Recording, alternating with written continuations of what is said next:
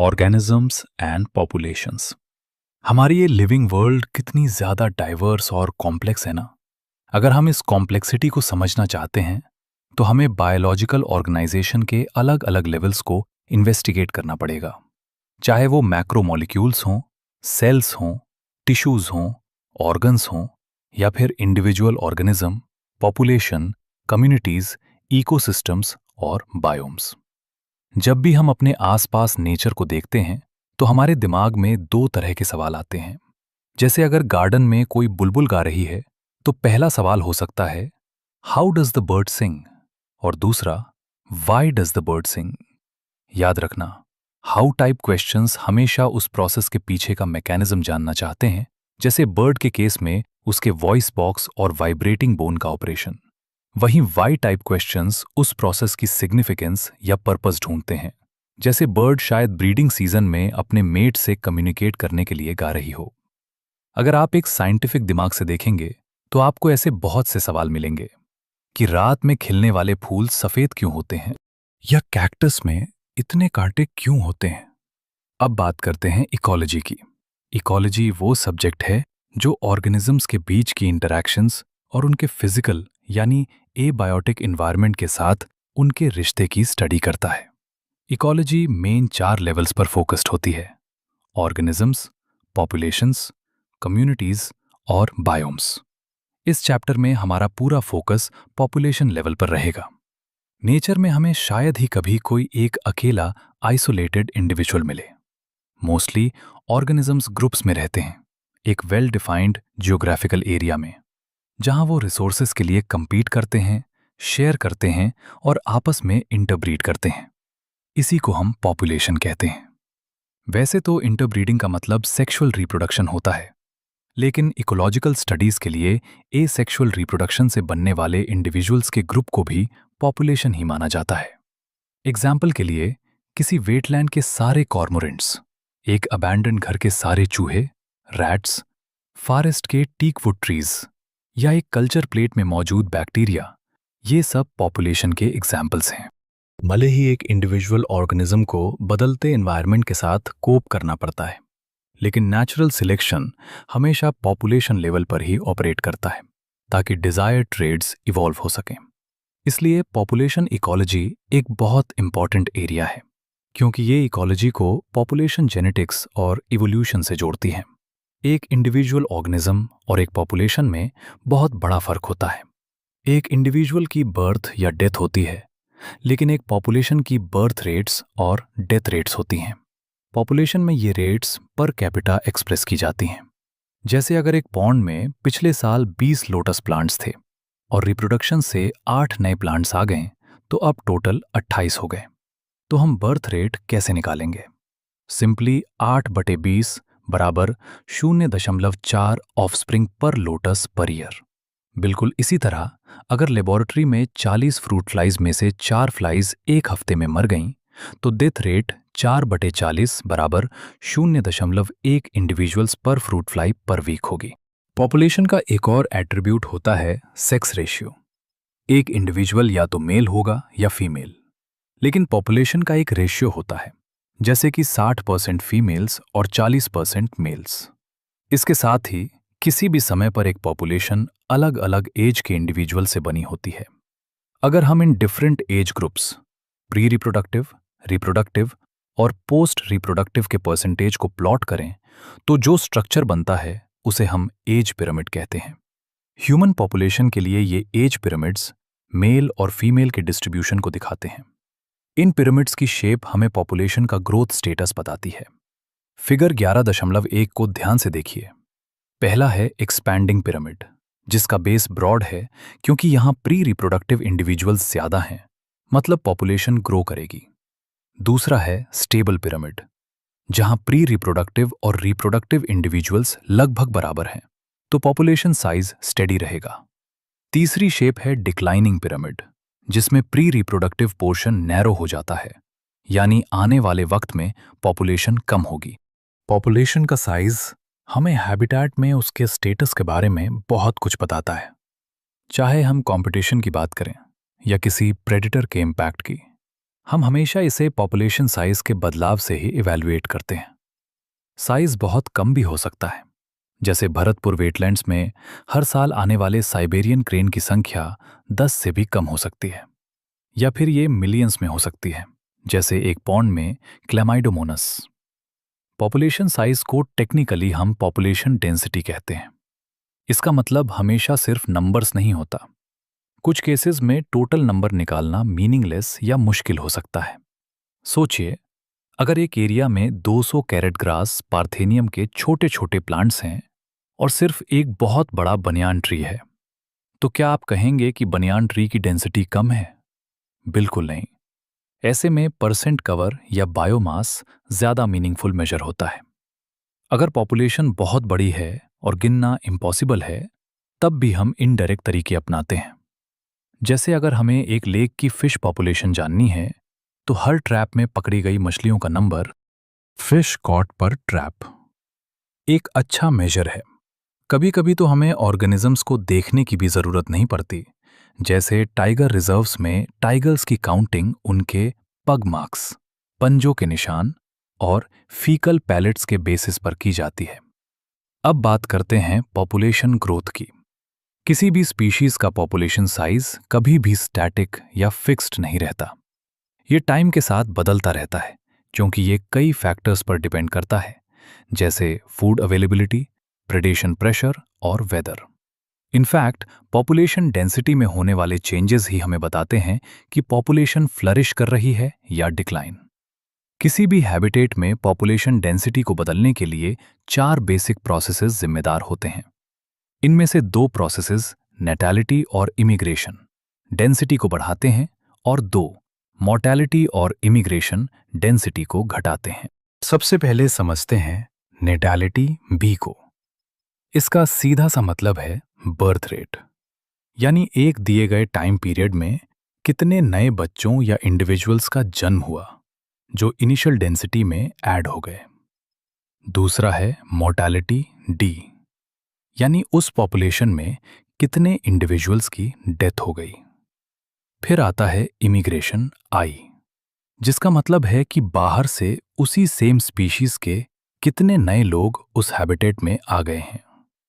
और लास्ट है एमिग्रेशन ई, जिसका मतलब है कि उस पॉपुलेशन के कितने इंडिविजुअल्स उस जगह को छोड़कर कहीं और चले गए हैं। अब फिगर 11.2 को ध्यान से देखिए। ये इस पूरे कॉन्सेप्ट को एक फ्लोचार्ट से समझाता है। यहां आप देख सकते हैं कि नेटैलिटी बी और इमिग्रेशन आई के एरोज प्लस साइन के साथ पॉपुलेशन डेंसिटी एन की तरफ जा रहे हैं, मतलब ये दोनों डेंसिटी बढ़ाएंगे। वहीं मॉर्टैलिटी डी और इमिग्रेशन ई के एरोज माइनस साइन के साथ बाहर जा रहे हैं, क्योंकि ये डेंसिटी घटाते हैं। इससे हम एक इक्वेशन बना सकते हैं।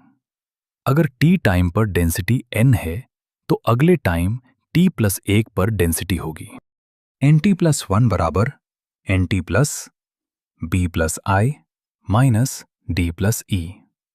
यानी अगर बर्थ्स और इमिग्रेंट्स का टोटल b+i, डेथ्स और इमिग्रेंट्स d+e से ज्यादा है, तो पॉपुलेशन बढ़ेगी। नॉर्मल कंडीशंस में बर्थ और डेथ ही मेन फैक्टर्स होते हैं, लेकिन अगर कोई नया हैबिटेट अभी अभी बस रहा है, न्यूली कॉलोनाइज्ड, तो वहां बर्थ रेट से ज्यादा इमिग्रेशन आई का रोल बड़ा हो जाता है। क्या पॉपुलेशन ग्रोथ का कोई प्रिडिक्टेबल पैटर्न होता है? बिल्कुल। इसके लिए हमें ग्रोथ मॉडल समझने होंगे। 1, एक्सपोनेंशियल ग्रोथ। रिसोर्स, खाना और जगह की अवेलेबिलिटी ग्रोथ के लिए सबसे जरूरी है। अगर रिसोर्सेज अनलिमिटेड हों, तो हर स्पीशीज अपनी पूरी पोटेंशियल के साथ ग्रो करती है, जैसा डार्विन ने नेचुरल सिलेक्शन की थियरी में बताया था। इस केस में पॉपुलेशन एक्सपोनेंशियल या ज्योमेट्रिक फैशन में ग्रो करती है। अगर पॉपुलेशन साइज n है, birth rate per capita b है और डेथ रेट d है, तो यूनिट टाइम t में चेंज dn/dt होगा। d/dt बराबर b-t गुणा n। यहां b-t को हम r मान लेते हैं, जिसे intrinsic rate of natural increase कहते हैं। तो इक्वेशन बन जाती है dn/dt बराबर Rn। ये R एक बहुत इंपॉर्टेंट पैरामीटर है किसी भी बायोटिक या एबायोटिक फैक्टर का इम्पैक्ट चेक करने के लिए। एग्जाम्पल के लिए नॉर्वे रैट के लिए R की वैल्यू 0.015 है, फ्लोर बीटल के लिए 0.12 है और 1981 में इंडिया की ह्यूमन पॉपुलेशन के लिए ये 0.0205 थी। फिगर 11.3 में आप कर्व A को देखिए।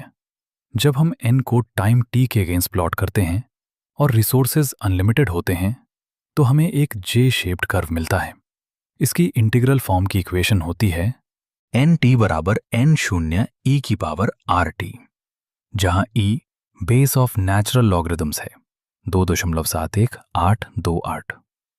डार्विन ने बताया था कि अगर चेक्स ना हो तो एलिफेंट जैसा स्लो ग्रोइंग जानवर भी अपनी संख्या बहुत ज्यादा बढ़ा सकता है। इसे समझने के लिए एक पुरानी कहानी है। एक राजा और मंत्री चेस खेल रहे थे। राजा हार गया और मंत्री ने इनाम में सिर्फ गेहूं के दाने मांगे, लेकिन शर्त यह थी कि चेस के पहले स्क्वायर पर 1 दाना, दूसरे पर 2, तीसरे पर 4, ऐसे ही डबल करते हुए 64 स्क्वायर्स तक। राजा को लगा ये तो बहुत आसान है, पर 64वां स्क्वायर तक पहुंचते पहुंचते पूरे राज्य का गेहूं भी कम पड़ गया। बिल्कुल ऐसे ही एक टाइनी पैरामीशियम भी अगर अनलिमिटेड रिसोर्सेज में ग्रो करे तो 64 डेज में माइंड बॉगलिंग पॉपुलेशन बना लेगा। 2. Logistic growth. रियलिटी में नेचर में कभी भी रिसोर्सेज अनलिमिटेड नहीं होते। इसका मतलब है कि इंडिविजुअल्स के बीच लिमिटेड रिसोर्सेज के लिए कंपटीशन होगा और सिर्फ फिटेस्ट ही सर्वाइव करके रिप्रोड्यूस करेगा। नेचर में हर हैबिटेट की एक लिमिट होती है कि वो कितने मैक्सिमम इंडिविजुअल्स को सपोर्ट कर सकता है। इसे कैरिंग कैपेसिटी कहते हैं। फिगर 11.3 में कर्व बी को देखिए।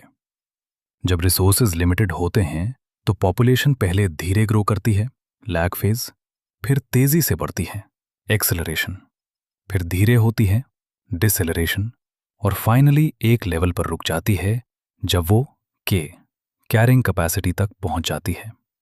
इसे एसिम्प्टोट कहते हैं। इस प्लॉट को हम सिग्मॉइड कर्व कहते हैं। इस ग्रोथ को वर्ल्स्ट-पर लॉजिस्टिक ग्रोथ कहा जाता है और इसकी इक्वेशन है dn/dt बराबर rn खुला कोष्टक के -n के बंद कोष्टक। क्योंकि नेचर में रिसोर्सेज लिमिटेड ही होते हैं, इसलिए लॉजिस्टिक ग्रोथ मॉडल को ज्यादा रियलिस्टिक माना जाता है। अब आगे बढ़ते हैं और समझते हैं कि कैसे पॉपुलेशंस अपने एनवायरनमेंट के हिसाब से खुद को ढालती हैं। लाइफ हिस्ट्री वेरिएशन का मतलब है कि हर पॉपुलेशन हैबिटेट के सिलेक्शन प्रेशर्स के मुताबिक अपनी रिप्रोडक्टिव फिटनेस, जिसे डार्विनियन फिटनेस या हाई आर वैल्यू भी कहते हैं, को मैक्सिमाइज करने के लिए इवॉल्व होती है। कुछ ऑर्गेनिजम्स अपनी पूरी लाइफ में सिर्फ एक बार ब्रीड करते हैं, जैसे पैसिफिक सैमन फिश और बैम्बू। वहीं दूसरी तरफ बर्ड्स और मैमल्स जैसे एनिमल्स अपनी लाइफ में कई बार ब्रीड करते हैं। कुछ स्पीशीज बहुत सारे लेकिन छोटे साइज के बच्चे पैदा करती हैं, जैसे ऑयस्टर्स और पेलेजिक फिशेस, जबकि कुछ स्पीशीज कम संख्या में लेकिन बड़े साइज के बच्चे पैदा करती हैं, जैसे बर्ड्स और मैमल्स। इकोलॉजिस्ट का मानना है कि ये सारी ट्रेड्स उस हैबिटेट के एबायोटिक और बायोटिक कंस्ट्रेंट्स के हिसाब से इवॉल्व हुई हैं। अब एक बहुत ही इंपॉर्टेंट टॉपिक पर आते हैं, पॉपुलेशन इंटरैक्शंस। क्या आप कोई ऐसा हैबिटेट सोच सकते हैं जहां सिर्फ एक ही स्पीशीज रहती हो? ऐसा होना इम्पॉसिबल है। किसी भी स्पीशीज को जिंदा रहने के लिए कम से कम एक और स्पीशीज की जरूरत होती है जिस पर वो फीड कर सके। यहां तक कि एक प्लांट जो अपना खाना खुद बनाता है वो भी अकेला नहीं रह सकता। उसे सॉइल माइक्रोब्स चाहिए जो ऑर्गेनिक मैटर को तोड़कर इनऑर्गेनिक न्यूट्रिएंट्स वापस मिट्टी में मिलाएं ताकि प्लांट उन्हें अब्जॉर्ब कर सके। और पॉलिनेशन के लिए एनिमल्स की हेल्प तो चाहिए ही होती है। इसका मतलब है कि नेचर में एनिमल्स, प्लांट्स और माइक्रोब्स कभी आइसोलेशन में नहीं रहते, बल्कि आपस में इंटरैक्ट करके एक बायोलॉजिकल कम्युनिटी बनाते हैं। इंटरस्पेसिफिक इंटरैक्शंस दो अलग अलग स्पीशीज की पॉपुलेशंस के बीच होती हैं।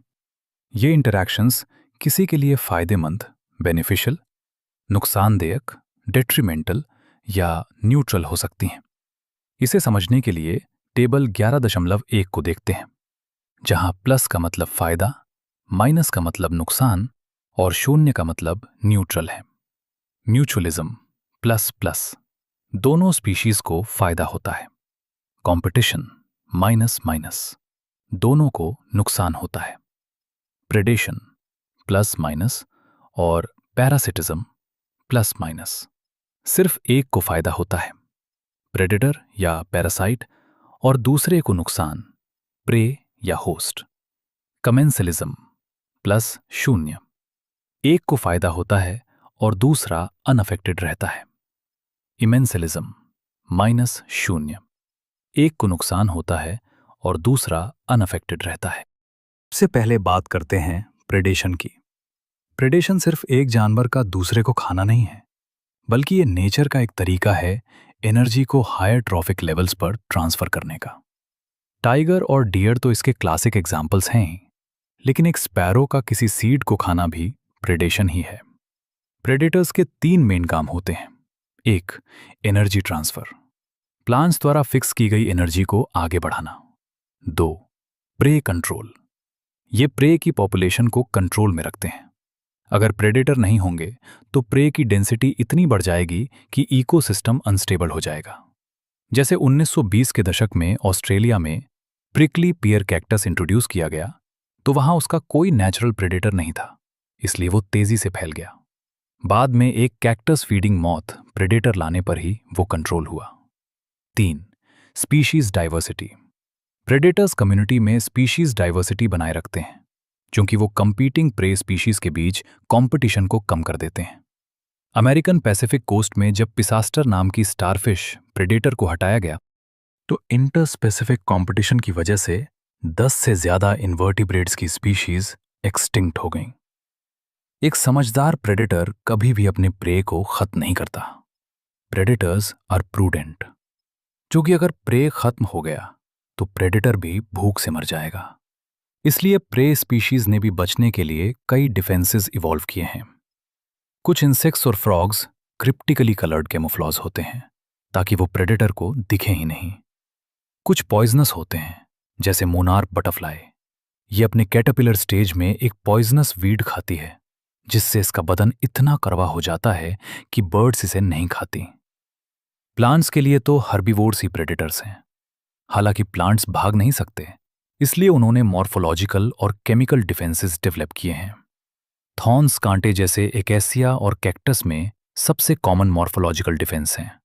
कई प्लांट्स ऐसे केमिकल्स बनाते हैं जिन्हें खाने से हर्बीवोर बीमार हो सकता है, उसका डाइजेशन खराब हो सकता है या वो मर भी सकता है। जैसे कैलोट्रोपिस का plant highly poisonous cardiac glycosides बनाता है, इसलिए कोई भी गाय या बकरी इसे नहीं खाती। यहाँ तक कि जो निकोटीन, कैफीन और क्विनीन हम एक्सट्रैक्ट करते हैं, वो प्लांट्स ने दरअसल अपने बचाव के लिए ही बनाए थे। अब दूसरी इंटरैक्शन है कंपटीशन। डार्विन का मानना था कि इंटरस्पेसिफिक कंपटीशन एवोल्यूशन में एक बहुत बड़ी फोर्स है। पहले ये माना जाता था कि कंपटीशन सिर्फ क्लोजली रिलेटेड स्पीशीज के बीच होता है जो सेम रिसोर्सेज के लिए लड़ती हैं, लेकिन ये पूरी तरह सच नहीं है। पहली बात, टोटली अनरिलेटेड स्पीशीज भी सेम रिसोर्स के लिए compete कर सकती हैं। जैसे साउथ अमेरिकन लेक्स में फ्लेमिंगोज और वहां की रेजिडेंट फिशेस दोनों जूप्लैंक्टन के लिए compete करती हैं। दूसरी बात, रिसोर्स का लिमिटेड होना जरूरी नहीं है। कभी कभी एक स्पीशीज की प्रेजेंस की वजह से दूसरी स्पीशीज की फीडिंग एफिशिएंसी कम हो जाती है, जिसे इंटरफेरेंस कंपटीशन कहते हैं। इसलिए कंपटीशन को बेहतर तरीके से ऐसे डिफाइन किया जा सकता है, ये वो प्रोसेस है जिसमें एक स्पीशीज की फिटनेस, इसका आर वैल्यू, दूसरी स्पीशीज की वजह से सिग्निफिकेंट। इस कंपटीशन को समझने के लिए गॉस और बाकी एक्सपेरिमेंटल इकोलॉजिस्ट ने लेबोरेटरी एक्सपेरिमेंट्स किए। उनका मानना था कि जब रिसोर्सेज लिमिटेड होते हैं तो जो स्पीशीज ज्यादा कॉम्पिटिटिवली सुपीरियर होगी वो दूसरी स्पीशीज को इवेंचुअली खत्म कर देगी। हालांकि नेचर में इसके सबूत हमेशा इतने क्लियर नहीं होते, लेकिन कुछ स्ट्रॉन्ग एग्जाम्पल्स जरूर हैं। जैसे गैलापागोस आइलैंड्स में जब गोट्स, बकरियां लाई गईं, तो वहां के एबिंगडन टॉर्टोइस एक ही डेकेड में एक्सटिंक्ट हो गए, क्योंकि गोट्स की ब्राउजिंग एफिशिएंसी टॉर्टोइस से कहीं ज्यादा थी। एक और सबूत है कॉम्पिटिटिव रिलीज। जब एक स्पीशीज किसी छोटे एरिया तक रेस्ट्रिक्टेड होती है क्योंकि वहां कोई सुपीरियर स्पीशीज मौजूद है, लेकिन जैसे ही उस सुपीरियर स्पीशीज को हटाया जाता है, वो छोटी स्पीशीज अपना एरिया ड्रामेटिक तरीके से बढ़ा लेती है। कॉनल ने स्कॉटलैंड के रॉकी सी कोस्ट पर एक एलिगेंट एक्सपेरिमेंट किया और दिखाया कि बड़ा बार्निकल बैलेंस इंटरटाइडल एरिया पर डोमिनेट करता है और छोटे बार्निकल चैथेमलस को वहां से बाहर निकाल देता है। जनरली हर्बिवोरियस और प्लांट्स कंपटीशन से कार्निवोर्स के मुकाबले ज्यादा असरअंदाज होते हैं। अब बात करते हैं गॉस के कॉम्पिटिटिव एक्सक्लूजन प्रिंसिपल की।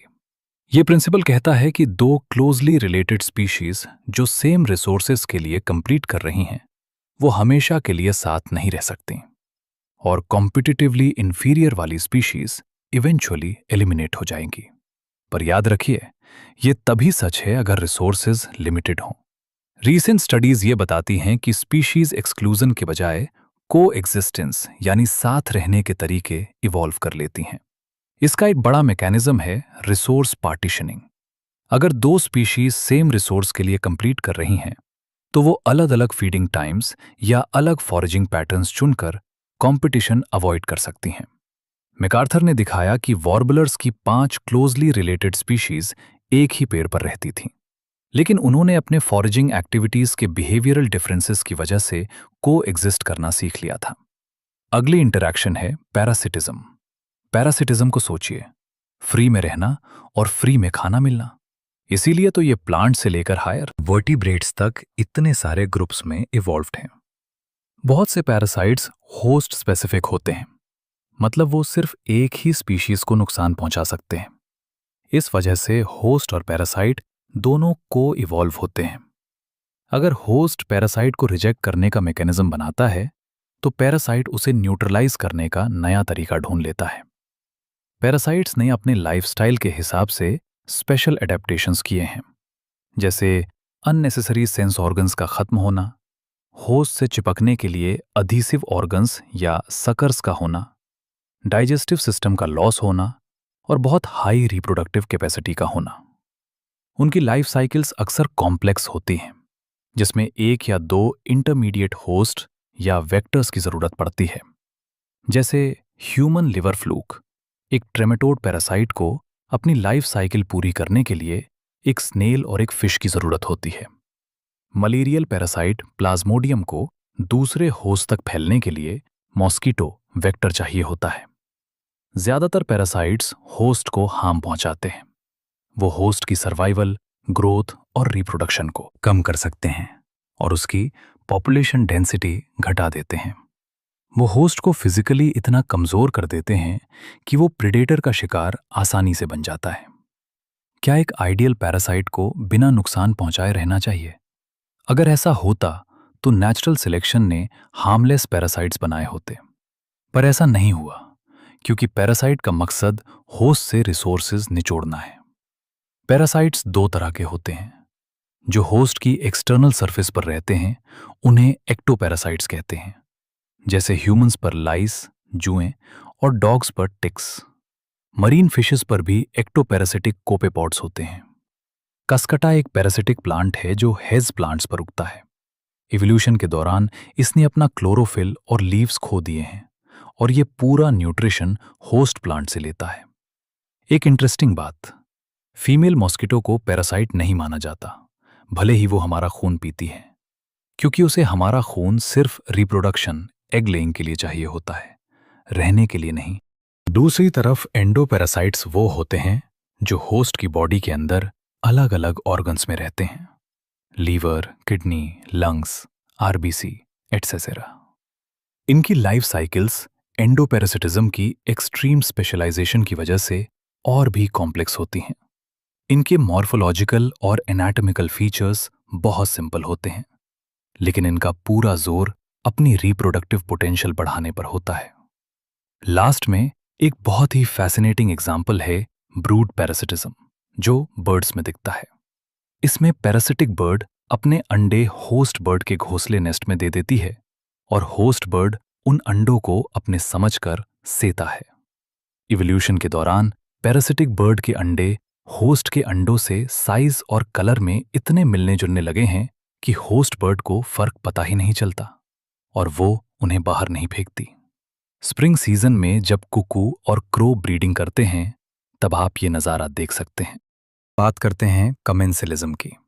ये एक ऐसा इंटरैक्शन है जहां एक स्पीशीज को तो फायदा होता है, लेकिन दूसरी स्पीशीज को ना तो कोई नुकसान होता है और ना ही कोई फायदा। इसे आप ऐसे समझ सकते हैं कि एक का भला हो रहा है और दूसरे को कोई फर्क नहीं पड़ रहा। NCERT हमें इसके कुछ बेहतरीन एग्जाम्पल्स देती है। पहला है ऑर्किड का पौधा। जब एक ऑर्किड किसी आम के पेड़ पर एपिफाइट्री की तरह उगता है, तो ऑर्किड को रहने की जगह मिल जाती है, लेकिन आम के पेड़ को इससे कोई फायदा या नुकसान नहीं होता। इसी तरह बार्नेकल्स जब वेल की पीठ पर चिपक कर रहते हैं, तो उन्हें घूमने और खाना ढूंढने में मदद मिलती है, पर वेल को इससे कोई खास असर नहीं पड़ता। एक और बहुत ही प्रैक्टिकल एग्जाम्पल है कैटल इग्रेट और चरने वाले पशुओं का।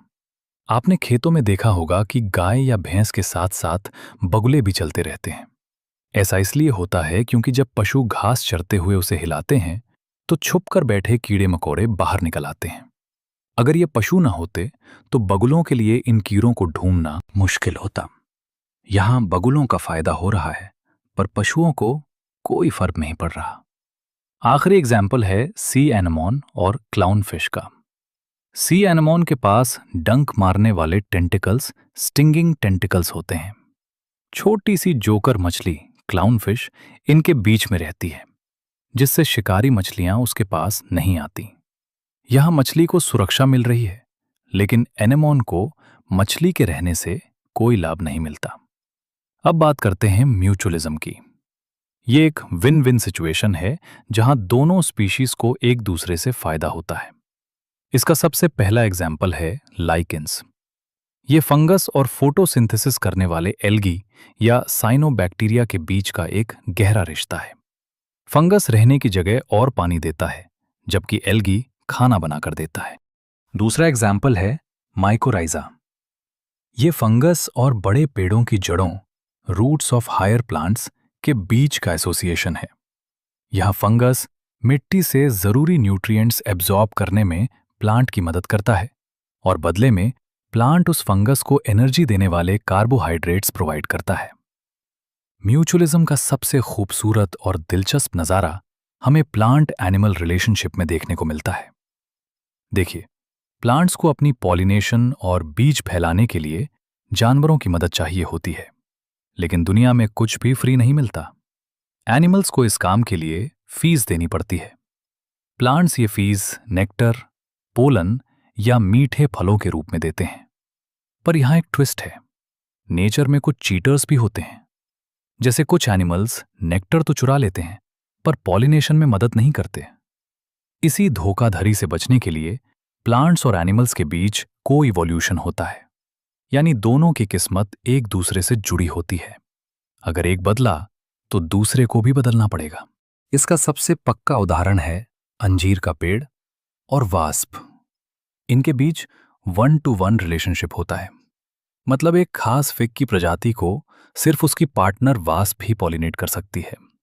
फीमेल वास्प फिग के फल को सिर्फ अंडे देने, ओविपोजिशन के लिए ही इस्तेमाल नहीं करती, बल्कि फल के अंदर बन रहे बीज उसके बच्चों के लिए खाने का काम भी करते हैं।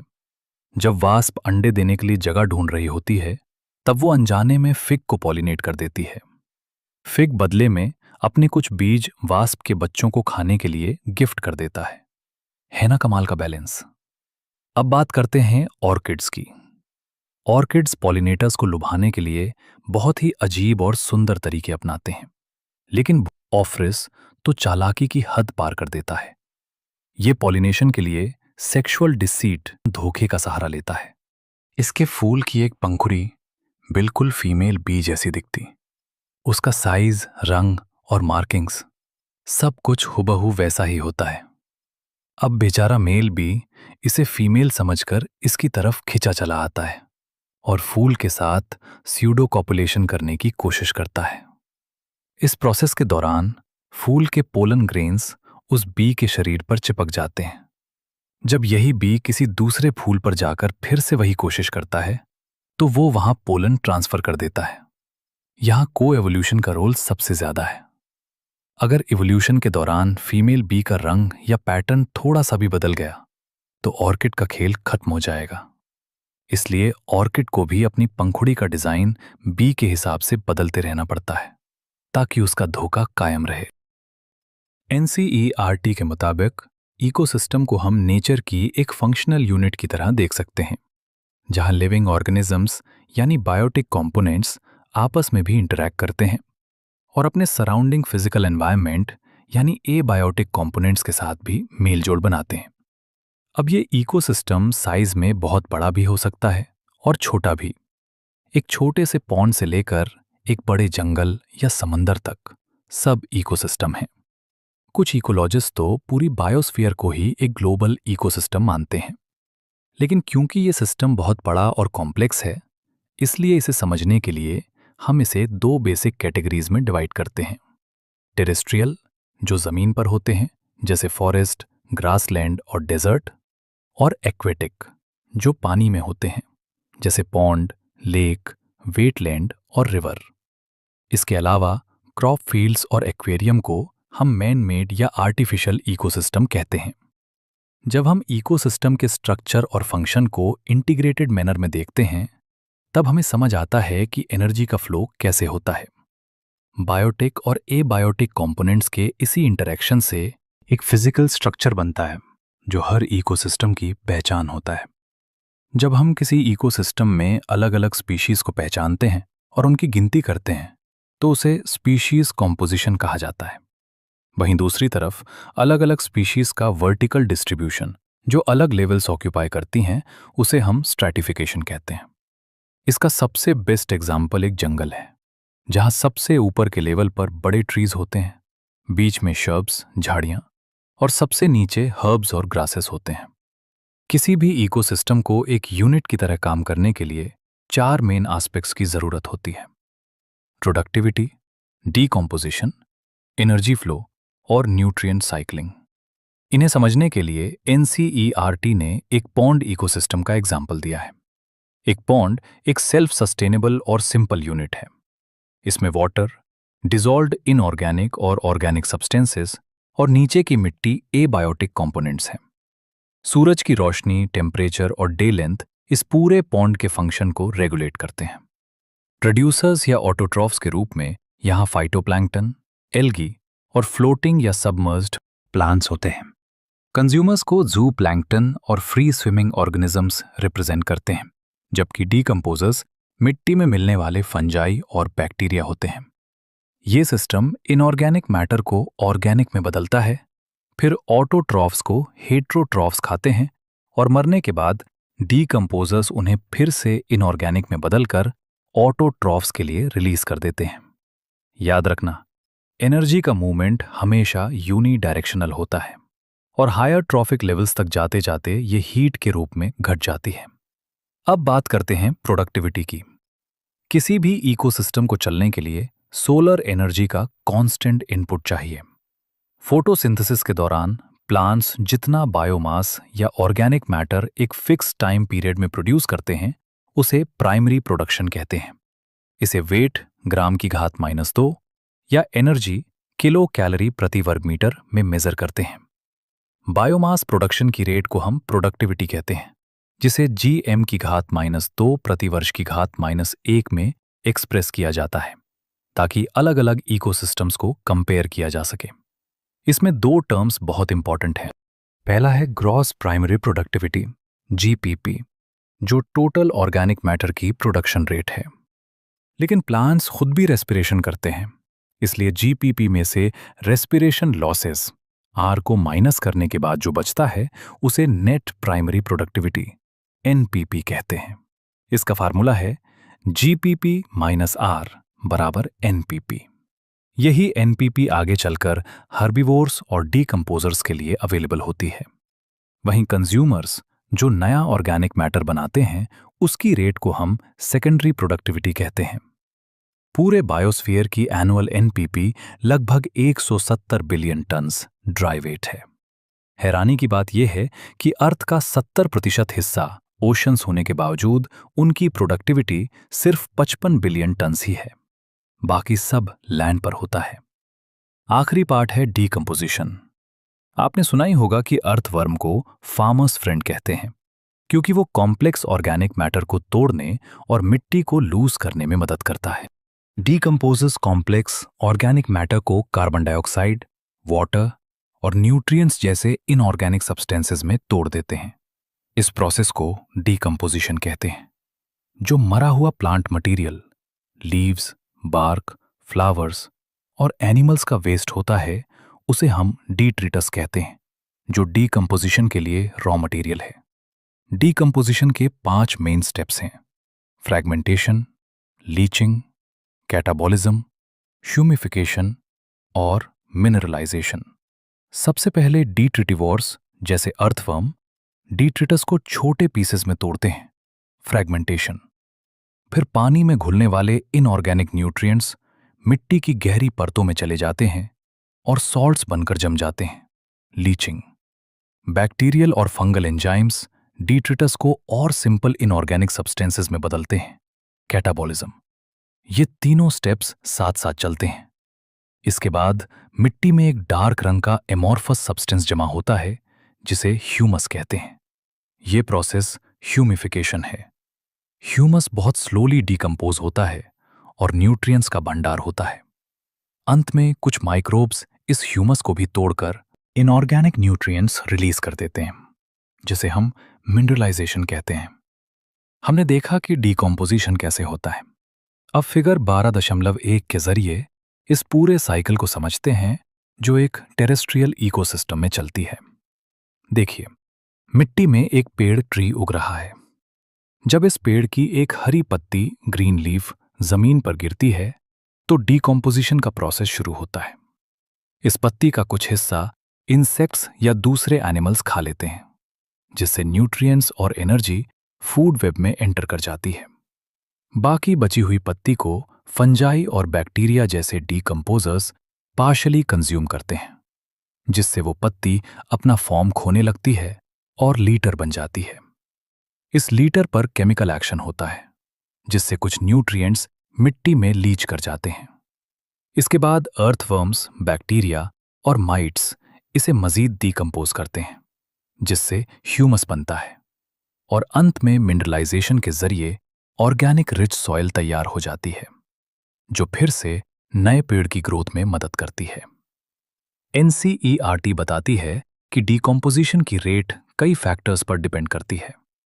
ये एक ऑक्सीजन रिक्वायरिंग प्रोसेस है। अगर डिट्राइटस में लिग्निन और काइटिन ज्यादा हो तो डीकंपोजिशन स्लो होगा, लेकिन अगर डिट्राइटस नाइट्रोजन और वाटर सॉल्युबल सब्सटेंसेस जैसे शुगर से भरपूर हों तो डीकंपोजिशन फास्ट होगा। टेम्परेचर और सॉइल मॉइस्चर सबसे इंपॉर्टेंट क्लाइमेटिक फैक्टर्स हैं। एक गर्म और नम, warm and moist environment decomposition के लिए बेस्ट है, जबकि कम टेम्परेचर और बिना ऑक्सीजन वाली जगह एनारोबियोसिस डीकंपोजिशन को रोक देती हैं, जिसकी वजह से ऑर्गेनिक मैटर जमा होने लगता है। अब बात करते हैं सबसे इंपॉर्टेंट टॉपिक, एनर्जी फ्लो की। डीप सी हाइड्रोथर्मल इकोसिस्टम को छोड़कर पूरे धरती पर एनर्जी का एकमात्र सोर्स सूरज ही है। सूरज से आने वाली टोटल रेडिएशन का 50% से भी कम हिस्सा फोटोसिंथेटिकली एक्टिव रेडिएशन PAR होता है। प्लांट्स और ऑटोट्रॉफिक बैक्टीरिया इस PAR का सिर्फ 2 से 10% ही कैप्चर कर पाते हैं, और इसी थोड़ी सी एनर्जी से पूरा वर्ल्ड जिंदा है। एनर्जी का ये फ्लो हमेशा यूनिडायरेक्शनल होता है, यानी सूरज से प्रोड्यूसर्स और फिर कंज्यूमर्स तक। इकोसिस्टम्स थर्मोडायनामिक्स के दोनों लॉज को फॉलो करते हैं, पहला एनर्जी ट्रांसफर के लिए और दूसरा एनर्जी लॉस और एंट्रोपी डिसऑर्डरलीनेस को मेंटेन करने के लिए कांस्टेंट एनर्जी सप्लाई की जरूरत के लिए। इकोसिस्टम में ग्रीन प्लांट्स को प्रोड्यूसर्स कहा जाता है। जमीन पर मेन प्रोड्यूसर्स हर्बेशियस और वुडी प्लांट्स होते हैं, जबकि एक्वेटिक इकोसिस्टम में फाइटोप्लैंक्टन, एल्गी और बड़े प्लांट्स प्रोड्यूसर्स हैं। कोई भी एनर्जी किसी ऑर्गेनिज्म में हमेशा के लिए नहीं रहती, या तो वो आगे पास होती है या वो ऑर्गेनिज्म मर जाता है। ऑर्गेनिज्म की मौत ही डिट्रीटस फूड चेन की शुरुआत होती है। एनिमल्स को हम कंज्यूमर्स या हेट्रोट्रॉफ्स कहते हैं, अगर वो सीधा प्रोड्यूसर्स को खाएं तो वो प्राइमरी कंज्यूमर्स जैसे इंसेक्ट्स, बर्ड्स, मैमल्स या मोलस्क्स हैं। जो एनिमल्स इन प्राइमरी कंज्यूमर्स को खाते हैं उन्हें सेकेंडरी कंज्यूमर्स, प्राइमरी कार्निवोर्स कहते हैं, और जो उन्हें खाएं वो टर्शियरी कंज्यूमर्स, सेकेंडरी कार्निवोर्स होते हैं। एक simple grazing food chain GFC का एग्जाम्पल है। ग्रास प्रोड्यूसर से गोट प्राइमरी कंज्यूमर से मैन सेकेंडरी कंज्यूमर। वहीं दूसरी तरफ डेट्रिटस फूड चेन डीएफसी मरे हुए ऑर्गेनिक मैटर से शुरू होती है। ये डीकम्पोजर्स फंजाई और बैक्टीरिया से बनी होती है जो सैप्रोट्रॉफ्स कहलाते हैं। ये डाइजेस्टिव एंजाइम सिक्रीट करके डेट्रिटस को सिंपल इनऑर्गेनिक मटेरियल्स में तोड़ते हैं और फिर उन्हें अब्सॉर्ब करते हैं। एक्वेटिक इकोसिस्टम में एनर्जी फ्लो का मेन रास्ता जीएफसी है, लेकिन टेरेस्ट्रियल इकोसिस्टम में जीएफसी के मुकाबले डीएफसी के जरिए बहुत ज़्यादा एनर्जी फ्लो होती है। ये दोनों चेन्स इंटरकनेक्टेड भी हो सकती हैं, जैसे डीएफसी के कुछ ऑर्गेनिजम्स कॉकरोचेस या क्रोस को जीएफसी के एनिमल्स खा लेते हैं। इस नेचुरल इंटरकनेक्शन को ही हम फूड वेब कहते हैं। हर ऑर्गेनिज्म अपने न्यूट्रिशन या फूड सोर्स के बेसिस पर फूड चेन में एक स्पेसिफिक जगह ऑक्यूपाई करता है, जिसे ट्रॉफिक लेवल कहते हैं। फिगर 12.2 में देखिए। First trophic level producers, phytoplankton, grass और trees. Second trophic level herbivores slash primary consumers, zooplankton, grasshopper और cow. Third trophic level carnivores slash secondary consumers, birds, fishes और wolfs. Fourth trophic level top carnivores slash tertiary consumers, man और lion. याद रखना, हर successive trophic level पर energy का amount कम होता जाता है, क्योंकि हर स्टेप पर एनर्जी लॉस होती है। अब हम एनर्जी फ्लो के एक बहुत ही जरूरी पॉइंट को समझते हैं। जैसे जैसे हम ऊपर के ट्रॉफिक लेवल्स पर जाते हैं, एनर्जी की अमाउंट कम होती चली जाती है। जब कोई ऑर्गेनिज्म मरता है तो वो डेट्रिटस या डेड बायोमास में बदल जाता है, जो डीकम्पोजर्स के लिए एनर्जी का सोर्स बनता है। हर ट्रॉफिक लेवल के ऑर्गेनिजम्स अपने से नीचे वाले लेवल पर डिपेंड करते हैं। अब यहां एक नया टर्म आता है, स्टैंडिंग क्रॉप। किसी भी खास समय पर at a particular time her traffic level पर जितना लिविंग मटेरियल का मास होता है उसे हम स्टैंडिंग क्रॉप कहते हैं। इस स्टैंडिंग क्रॉप को हम या तो ऑर्गेनिजम्स के टोटल बायोमास से नापते हैं या उनके नंबर से। बायोमास को हमेशा ड्राई वेट में नापना ज्यादा एक्यूरेट माना जाता है, क्योंकि फ्रेश वेट में पानी की मात्रा बदलती रहती है। NCERT के फिगर 12.3 में एनर्जी फ्लो को बहुत ही सुंदर तरीके से दिखाया गया है। सूरज से एनर्जी आती है, जिसे फर्स्ट ट्रॉफिक लेवल के प्रोड्यूसर्स प्लांट्स ट्रैप करते हैं। इस ट्रांसफर के दौरान काफ़ी एनर्जी हीट के रूप में एनवायरनमेंट में निकल जाती है। फिर ये एनर्जी प्राइमरी कंज्यूमर्स हर्बीवोर्स तक पहुंचती है और वहां से सेकेंडरी और टर्शियरी कंज्यूमर्स तक। हर स्टेप पर हीट लॉस होता है। इसी वजह से ग्रेजिंग फूड चेन में ट्रॉफिक लेवल्स की संख्या लिमिटेड होती है, क्योंकि यहाँ 10% लॉ काम करता है, यानी सिर्फ 10% एनर्जी ही अगले लेवल पर ट्रांसफर होती है। बाकी 90% हीट या मेटाबॉलिक एक्टिविटीज में खर्च हो जाती है। अब आते हैं इकोलॉजिकल पिरामिड्स पर। आपने पिरामिड की शेप देखी होगी, नीचे से ब्रॉड और ऊपर से नैरो, नुकीला। जब हम ऑर्गेनिजम्स के फूड या एनर्जी रिलेशनशिप को लेवल्स के हिसाब से एक्सप्रेस करते हैं तो हमें यही शेप मिलती है। इस पिरामिड का बेस हमेशा प्रोड्यूसर्स को दिखाता है और एपेक्स टर्शियरी या टॉप लेवल कंज्यूमर्स को रिप्रेजेंट करती है। हम 3 तरह के पिरामिड्स पढ़ते हैं, pyramid of number, pyramid of biomass और pyramid of energy. Figure 12.4a में पिरामिड ऑफ नंबर को देखिए, जो एक ग्रासलैंड इकोसिस्टम का है। यहाँ प्रोड्यूसर्स की संख्या सबसे ज्यादा है, लगभग 5.8 मिलियन प्लांट्स, जो मिलकर सिर्फ 3 टॉप कार्निवोर्स को सपोर्ट कर रहे हैं। जैसे जैसे हम ऊपर जा रहे हैं, इंडिविजुअल्स की संख्या तेजी से घट रही है।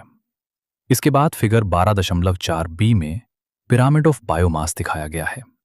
यहां भी हम देखते हैं कि ड्राई वेट किलोग्राम प्रति वर्ग मीटर हायर ट्रॉफिक लेवल्स पर शार्पली डिक्रीज हो रहा है।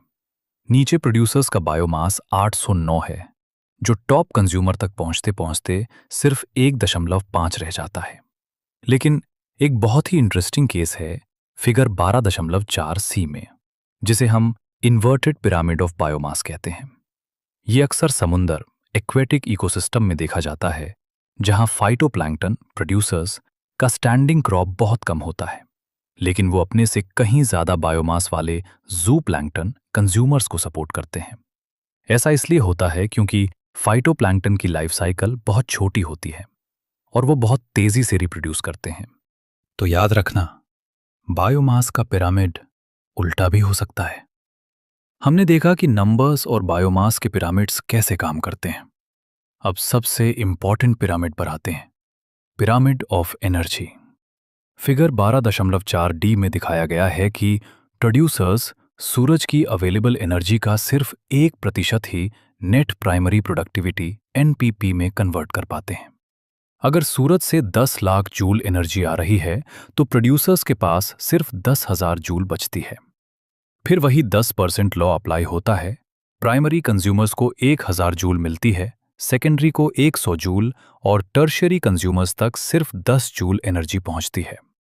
एक बात हमेशा के लिए दिमाग में बिठा लीजिए, पिरामिड ऑफ एनर्जी हमेशा अपराइट होता है। ये कभी भी इन्वर्टेड नहीं हो सकता क्योंकि हर स्टेप पर एनर्जी हीट के रूप में लॉस होती ही होती है। एक बहुत जरूरी बात यह है कि जब भी हम एनर्जी, बायोमास या नंबर्स का कैलकुलेशन करते हैं तो हमें उस ट्रॉफिक लेवल के सारे ऑर्गेनिजम्स को गिनती में लेना होता है। हम सिर्फ कुछ इंडिविजुअल्स के बेसिस पर जनरलाइजेशन नहीं कर सकते। साथ ही एक ऑर्गेनिज्म एक ही समय पर एक से ज्यादा ट्रॉफिक लेवल ऑक्यूपाई कर सकता है।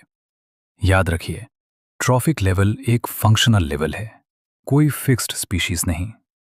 जैसे एक चिड़िया अगर सीड्स और फ्रूट्स खा रही है तो वो प्राइमरी कंज्यूमर है, लेकिन वही चिड़िया जब इंसेक्ट्स और वर्म्स खाती है तो वो सेकेंडरी कंज्यूमर बन जाती है। ज्यादातर इकोसिस्टम्स में नंबर, एनर्जी और बायोमास के पिरामिड्स अपराइट होते हैं, यानी प्रोड्यूसर्स हर्बीवोर्स से ज्यादा होते हैं और हर्बीवोर्स कार्निवोर्स से। लेकिन एक्सेप्शंस भी हैं, जैसे हमने समुंदर में बायोमास का इन्वर्टेड पिरामिड देखा। एक और मिसाल देखिए, अगर आप एक बड़े पेड़ पर रहने वाले इंसेक्ट्स की गिनती करें तो नंबर का पिरामिड बदल जाएगा, क्योंकि पेड़ एक है पर खाने वाले इंसेक्ट्स हजारों।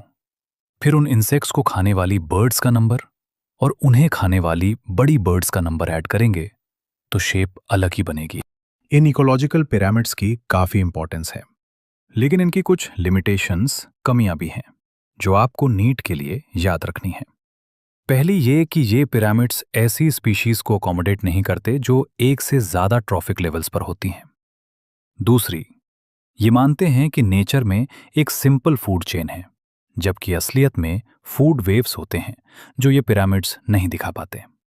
और सबसे बड़ी कमी ये है कि सैप्रोफाइट्स डीकंपोजर्स को इकोलॉजिकल पिरामिड्स में कोई जगह नहीं दी गई है, जबकि वो इकोसिस्टम में एक वाइटल, बहुत जरूरी रोल प्ले करते हैं।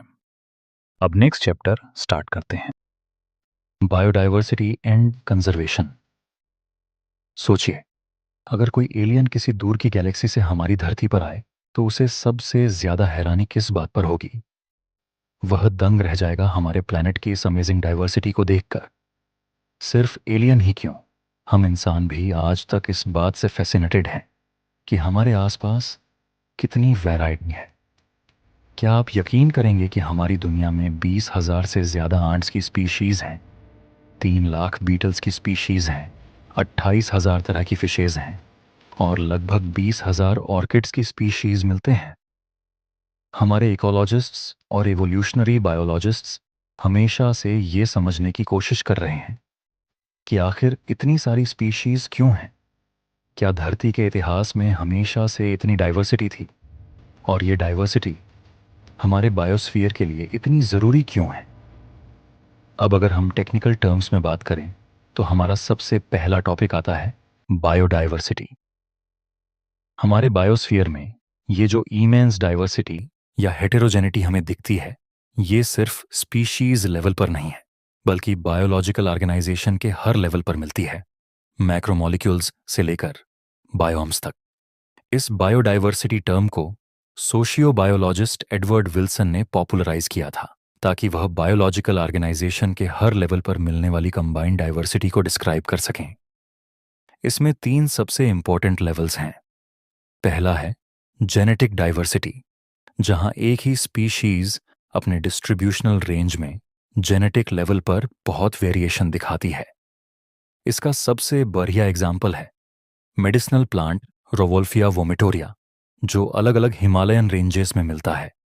इसकी पोटेंसी एंड कंसंट्रेशन जो एक्टिव केमिकल रेसरपाइन ये प्रोड्यूस करता है, वह हर जगह अलग हो सकती है। भारत में ही राइस की 50,000 से ज्यादा जेनेटिकली डिफरेंट स्ट्रेन्स हैं और मैंगो की 1,000 से ज्यादा वैरायटीज मिलती हैं।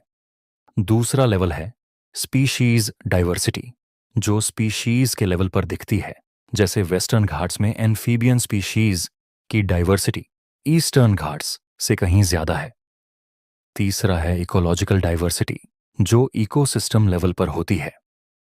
अगर हम इंडिया को देखें तो यहाँ deserts, rain forests, mangroves, coral reefs, wetlands और अल्पाइन मेडोज जैसे कई इकोसिस्टम्स हैं, जो नॉर्वे जैसे स्कैंडिनेवियन कंट्री की तुलना में बहुत ज्यादा डाइवर्सिटी दिखाते हैं।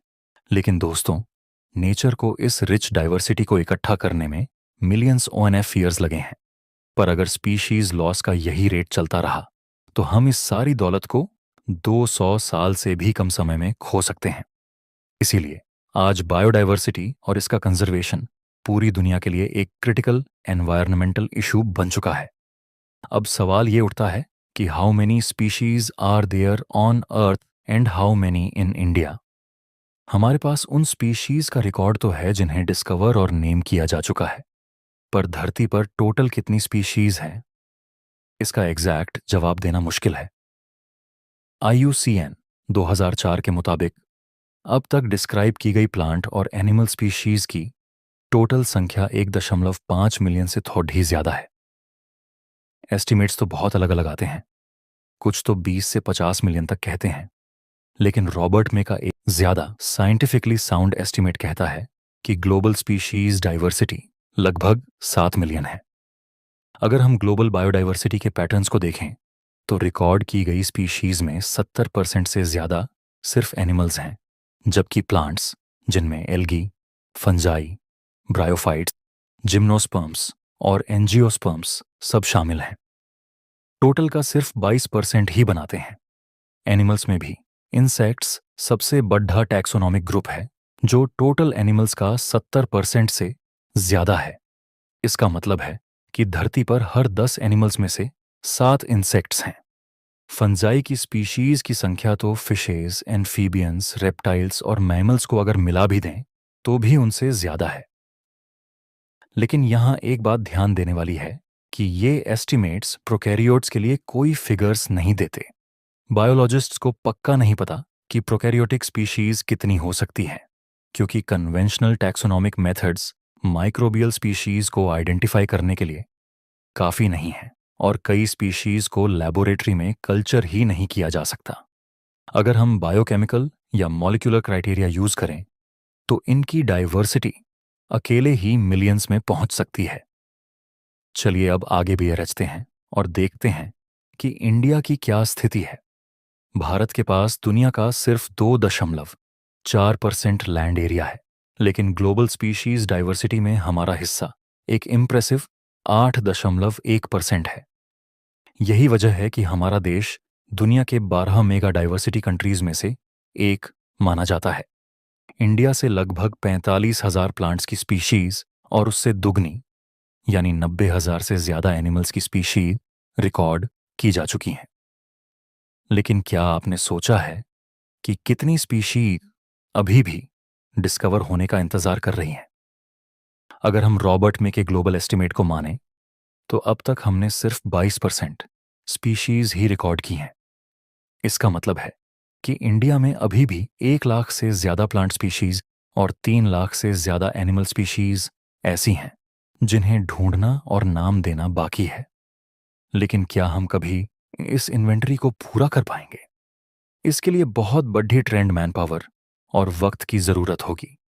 और सबसे दुख की बात तो यह है कि इनमें से बहुत सी स्पीशीज तो डिस्कवर होने से पहले ही एक्सटिंक्ट होने की कगार पर हैं।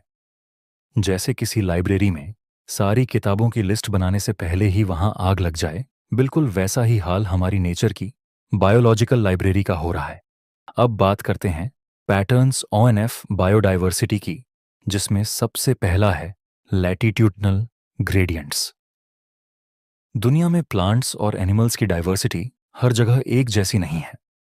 सबसे बड़ा पैटर्न ये है कि जैसे जैसे हम इक्वेटर से पोल्स की तरफ ब्याह रचते हैं, स्पीशीज डाइवर्सिटी कम होती जाती है।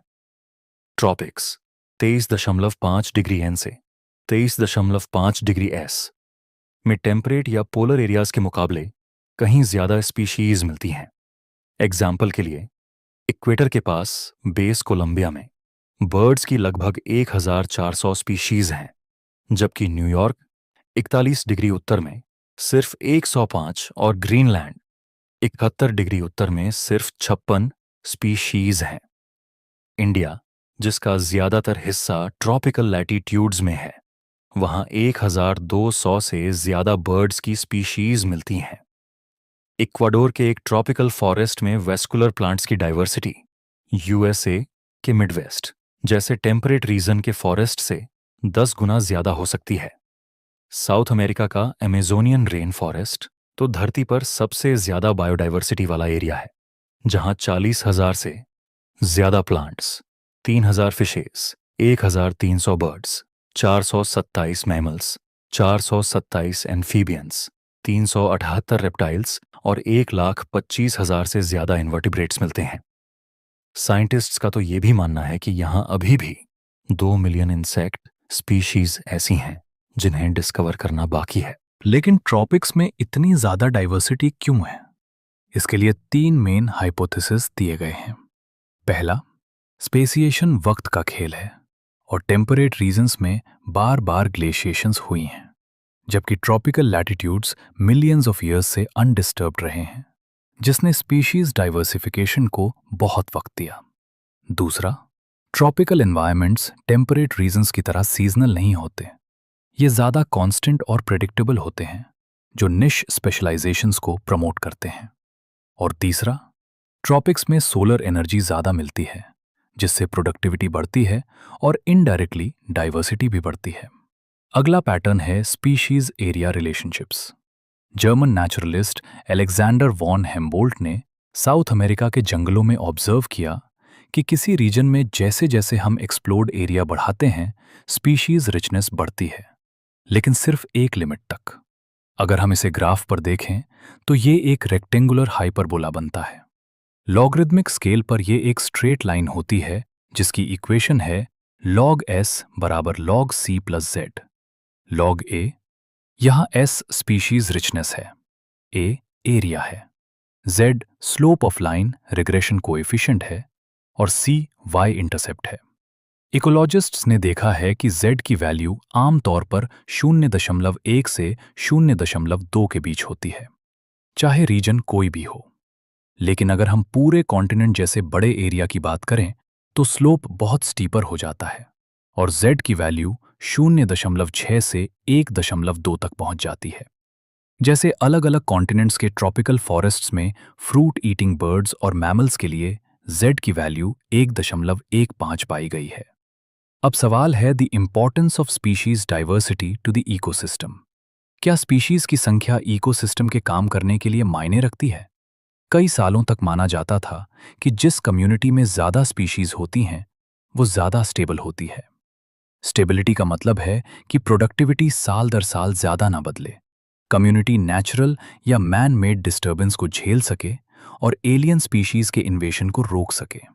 डेविड टिलमन ने अपने आउटडोर प्लॉट्स के एक्सपेरिमेंट्स में दिखाया कि जिन प्लॉट्स में ज्यादा स्पीशीज थी, वहां बायोमास में साल दर साल कम वेरिएशन था और ज्यादा डाइवर्सिटी ने हायर प्रोडक्टिविटी में कंट्रीब्यूट किया।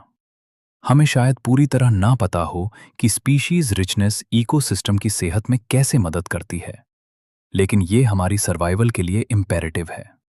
स्टैनफोर्ड के इकोलॉजिस्ट पॉल अर्लिच ने इसे एक एनालॉजी से समझाया, जिसे रिवेट पॉपर हाइपोथेसिस कहते हैं।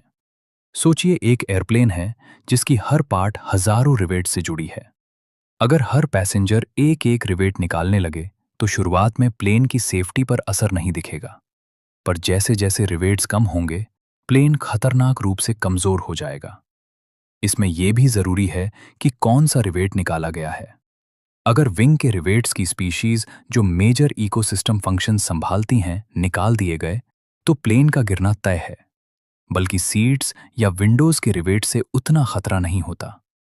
अंत में बात करते हैं लॉस ऑफ बायोडाइवर्सिटी की। धरती के स्पीशीज ट्रेजरी में नई स्पीशीज भले ही न जुड़ रही हों, पर पुरानी तेजी से कम हो रही हैं। इसका जिम्मेदार इंसानी एक्टिविटीज हैं। ट्रॉपिकल पैसिफिक आइलैंड्स पर इंसानों के बसने से वहां की 2000 से ज्यादा नेटिव बर्ड्स की स्पीशीज एक्सटिंक्ट हो गईं। IUCN रेड लिस्ट 2004 के मुताबिक पिछले 500 सालों में 784 स्पीशीज एक्सटिंक्ट हो चुकी हैं, जिनमें 338 वर्टिब्रेट्स, 359 इनवर्टिब्रेट्स और 87 प्लांट्स हैं। कुछ रीसेंट एग्जाम्पल्स हैं मॉरिशस से डोडो, अफ्रीका से क्वागा, ऑस्ट्रेलिया से थाइलासीन, रशिया से स्टेलर सी काउ और टाइगर की 3 सब स्पीशीज बाली, जावन, कैस्पियन। पिछले 20 सालों में ही हमने 27 स्पीशीज खो दी हैं। रिकॉर्ड्स का एनालिसिस दिखाता है कि एक्सटिंक्शन का खतरा हर ग्रुप पर है, लेकिन एम्फीबियंस सबसे ज्यादा वल्नरेबल लग रहे हैं। दोस्तों, अब हम एक्सटिंक्शन के उस ग्रिम सिनेरियो की बात करते हैं जो वाकई डराने वाला है। रिकॉर्ड्स दिखाते हैं कि अभी दुनिया भर में 15,500 से ज्यादा स्पीशीज एक्सटिंक्शन का खतरा झेल रही है। इसमें 12% बर्ड्स, 23% मैमल्स, 32% एम्फीबियंस और 31% जिम्नोस्पर्म्स शामिल हैं। अगर हम धरती का इतिहास देखें तो इंसानों के आने से पहले भी 5 बार मास एक्सटिंक्शन हो चुका है, लेकिन अब जो चल रहा है वो है 6th एक्सटिंक्शन। इस बार फर्क सिर्फ रफ्तार का है। आज स्पीशीज एक्सटिंक्शन का रेट प्री ह्यूमन टाइम्स के मुकाबले 100 से 1000 गुना तेजी से बढ़ रहा है। इकोलॉजिस्ट्स हमें वॉर्न कर रहे हैं कि अगर यही हाल रहा तो अगले 100 सालों में धरती की आधी स्पीशीज साफ हो जाएंगी। जब किसी रीजन में बायोडाइवर्सिटी लॉस होता है तो वहां प्लांट प्रोडक्शन घट जाता है, ड्रॉट जैसी प्रॉब्लम से लड़ने की कैपेसिटी कम हो जाती है और इकोसिस्टम प्रोसेसेस जैसे वाटर यूज या पेस्ट साइकिल्स में गड़बड़ी होने लगती है। अब सवाल है कि यह सब हो क्यों रहा है। इसके पीछे 4 मेन रीजंस हैं जिन्हें द ईवल क्वार्टेट कहा जाता है। सबसे पहला और सबसे बड़ा कारण है habitat loss and fragmentation. Tropical rain forests जो पहले धरती के 14% एरिया पर थे, अब सिर्फ 6% रह गए हैं। जब तक आप ये चैप्टर पढ़कर खत्म करेंगे तब तक 1000 हेक्टेयर रेन फॉरेस्ट और खत्म हो चुका होगा। अमेज़न रेन फॉरेस्ट, जिसे लंग्स ऑफ द प्लेनेट कहते हैं, उसे सोया बीन्स उगाने या बीफ कैटल के लिए ग्रासलैंड बनाने के लिए काटा जा रहा है। पोल्यूशन की वजह से भी हैबिटेट्स खराब हो रहे हैं। जब बड़े हैबिटेट्स छोटे छोटे टुकड़ों में टूट जाते हैं तो बड़े टेरिटरी वाले एनिमल्स और माइग्रेटरी बर्ड्स पर बहुत बुरा असर पड़ता है और उनकी पॉपुलेशन गिरने लगती है। दूसरा रीजन है ओवर एक्सप्लॉयटेशन। जब इंसान की ज़रूरत लालच में बदल जाती है तो नेचुरल रिसोर्सेज का ओवर एक्सप्लॉयटेशन होता है। स्टेलर सी काउ और पैसेंजर पिजन जैसे एनिमल्स हमारी इसी लालच की वजह से एक्सटिंक्ट हुए हैं। आज भी मरीन फिशेस की कई स्पीशीज ओवर हार्वेस्टिंग की वजह से खतरे में हैं। तीसरा है एलियन स्पीशीज इन्वेशंस। जब कोई बाहर की स्पीशीज अनजाने में या जानबूझकर किसी नए एरिया में लाई जाती है तो वो इन्वेसिव हो जाती है और वहां की नेटिव स्पीशीज को खत्म करने लगती है। जैसे ईस्ट अफ्रीका की लेक विक्टोरिया में नाइल पर्च मछली को डाला गया तो उसने वहां की 200 से ज्यादा सिचलेट फिश स्पीशीज को खत्म कर दिया। आपने अपने आसपास कैरेट ग्रास, पार्थेनियम, लैंटाना और वाटर हाइसिंथ, इकॉर्निया जैसे इन्वेजिव वीड्स देखे ही होंगे।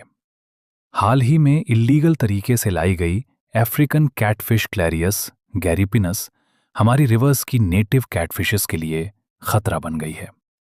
चौथा कारण है को एक्सटिंक्शंस, यानी जब एक स्पीशीज एक्सटिंक्ट होती है तो उस पर डिपेंडेंट दूसरी स्पीशीज भी खत्म हो जाती है। जैसे अगर कोई होस्ट फिश एक्सटिंक्ट हो जाए तो उसके पैरासाइट्स भी मर जाएंगे, या फिर प्लांट पॉलिनेटर म्यूचुअलिज्म में एक के बिना दूसरा नहीं बच सकता। अब आते हैं बायोडायवर्सिटी कंजर्वेशन पर। हम बायोडायवर्सिटी को क्यों बचाएं? इसके 3 मेन आर्ग्यूमेंट्स हैं। पहला है नैरोली यूटिलिटेरियन, यानी डायरेक्ट फायदे। इंसान को नेचर से food, firewood, fibre, construction material और कई इंडस्ट्रियल प्रोडक्ट्स मिलते हैं। मार्केट में बिकने वाली 25% ड्रग्स प्लांट से आती हैं और 25,000 स्पीशीज ट्रेडिशनल मेडिसिन में यूज होती हैं। बायो प्रोस्पेक्टिंग के जरिए हम और भी नए फायदेमंद प्रोडक्ट्स ढूंढ सकते हैं। दूसरा है ब्रॉडली यूटिलिटेरियन, जो इकोसिस्टम सर्विसेज की बात करता है। अमेज़न फॉरेस्ट धरती की 20% ऑक्सीजन बनाता है। क्या हम इसकी कोई कीमत लगा सकते हैं? पॉलिनेशन के बिना हमें फ्रूट्स या सीड्स नहीं मिलेंगे। इसके अलावा एस्थेटिक प्लेजर्स जैसे जंगलों में घूमना या बुलबुल का गाना सुनना, ये सब अनमोल है। तीसरा है एथिकल आर्गुमेंट, यानी हमारा मॉरल फर्ज। हर स्पीशीज की अपनी एक इंट्रिंसिक वैल्यू होती है, भले ही वो हमारे काम की हो या ना हो। ये हमारी जिम्मेदारी है कि हम ये बायोलॉजिकल विरासत अगली जनरेशन को सही सलामत सौंपें। अब सवाल है, how do we conserve biodiversity? इसके 2 तरीके हैं। पहला है in situ on site conservation. इसमें हम पूरे इकोसिस्टम को बचाते हैं, यानी टाइगर को बचाने के लिए पूरे जंगल को बचाना। इसके लिए पूरे देश में बायोडायवर्सिटी हॉटस्पॉट्स बनाए गए हैं, जहां स्पीशीज रिचनेस और एंडेमिज्म, जो सिर्फ वही मिलते हैं, बहुत ज्यादा होती है। दुनिया में कुल 34 हॉटस्पॉट्स हैं, जिनमें से western Ghats and Sri Lanka, Indo Burma और हिमालय हमारे देश के रीजन्स हैं। इंडिया में 14 बायोस्फीयर रिजर्व्स, 90 नेशनल पार्क्स और 448 वाइल्ड लाइफ सेंचुरीज हैं। साथ ही हमारे यहाँ सेक्रेड ग्रोव्स की परंपरा है, जैसे मेघालय की खासी जयंतिया हिल्स या राजस्थान की अरावली हिल्स, जहां लोग धर्म के नाम पर फॉरेस्ट के हिस्सों को पूरा प्रोटेक्शन देते हैं। दूसरा तरीका है ex situ of site conservation. जब कोई स्पीशीज खतरे में होती है तो उसे उसके नेचुरल हैबिटेट से निकालकर एक स्पेशल सेटिंग में रखा जाता है, जैसे जूलॉजिकल पार्क्स, बोटैनिकल गार्डन्स और वाइल्ड लाइफ सफारी पार्क्स। आजकल तो एडवांस टेक्निक्स भी हैं, जैसे क्रायोप्रिजर्वेशन, गैमेट्स को बहुत ठंडे टेम्परेचर पर रखना, एग्स का इन विट्रो फर्टिलाइजेशन और टिश्यू कल्चर। सीड बैंक्स में अलग अलग जेनेटिक स्ट्रेन्स के सीड्स को सालों तक सुरक्षित रखा जा सकता है। अंत में बायोडायवर्सिटी किसी बॉर्डर को नहीं मानती, ये पूरी दुनिया की जिम्मेदारी है। इसीलिए 1992 में रियो दी जेनेरियो में द अर्थ समिट हुई थी, जहां सभी नेशंस ने बायोडायवर्सिटी बचाने का वादा किया। इसके बाद 2002 में जोहान्सबर्ग में world summit on sustainable development हुई, जहां 190 कंट्रीज ने प्लेज लिया कि वो 2010 तक ग्लोबल, रीजनल और लोकल लेवल पर बायोडायवर्सिटी लॉस के रेट को काफ़ी हद तक कम करेंगे।